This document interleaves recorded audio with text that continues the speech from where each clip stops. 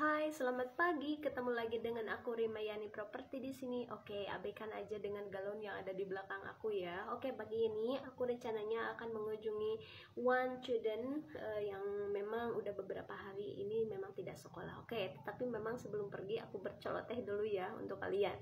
Ini satu informasi penting untuk kalian sebagai buyer yang akan mengambil satu unit rumah atau properti yang ada di Bandung Selatan, supaya kalian nantinya itu puas, aman, dan juga memang kalian juga tentram ke hati. Oke, apa saja sih yang harus diperhatikan?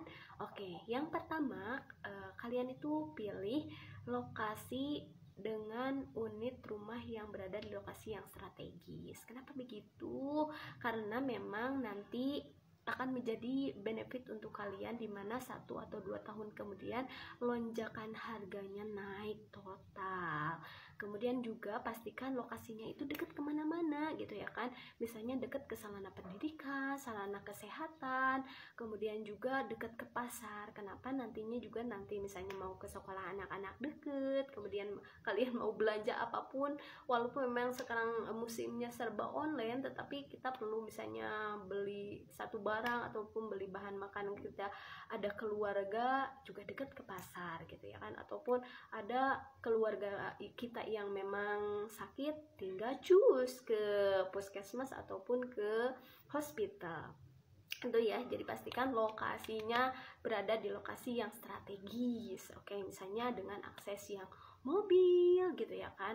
Nanti kalian atau misalnya nggak tahu ya, hidup ini kan random ya, barangkali nanti kalian punya mobil, ataupun kalau udah punya mobil ya pastikan harus dengan lokasi yang mobil. Tapi memang kalau misalnya lokasi gang pun nggak apa-apa ya untuk investasi itu juga bisa nanti dijualkan kembali kalau udah misalnya kalian bosan deh di lokasi gang mulu. Ini pengalaman aku ya, dulu rumah pertama aku itu di Pajagalan Banjaran. Jadi kenapa aku share informasi ini, karena memang ini penting banget untuk kalian. Karena aku ketika mendengar satu buyer yang nangis ataupun misalnya bercerita ke aku misalnya pengalaman yang buruk-buruk, itu tuh ke hati aku tuh rasanya gimana gitu ya kan, kasihan atau pokoknya itu memang ke hati aku tuh sakit gitu ya kan, walaupun memang orang lain yang merasakannya.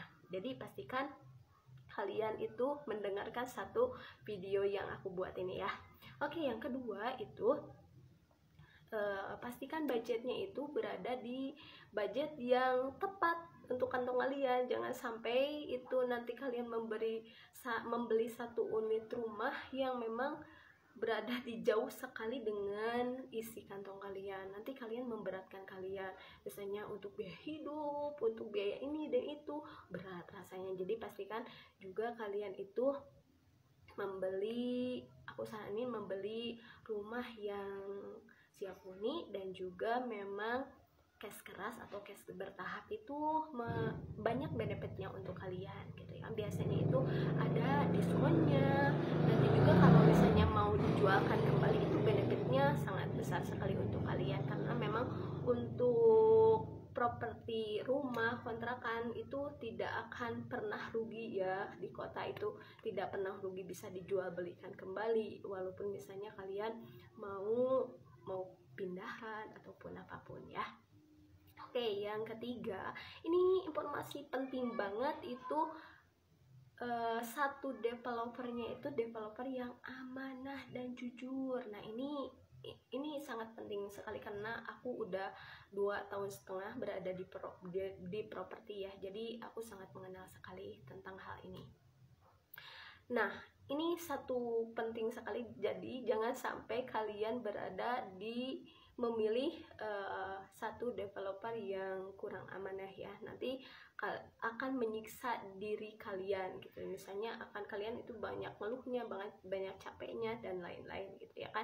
Bagaimana ciri-ciri dengan developer yang amanah gitu ya kan? Satu, yang pertama, developer itu udah lama di bidang properti, misalnya ada 3, 4, 5 tahun. Yang kedua, itu dia udah buka beberapa cabang properti.